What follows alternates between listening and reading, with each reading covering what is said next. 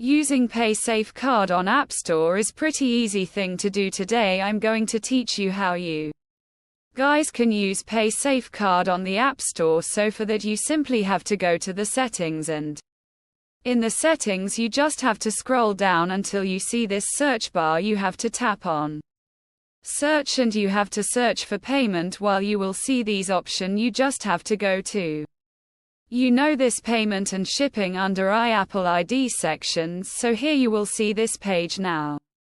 Here you have to tap on payment and shipping. Now here it would want me to log into my account.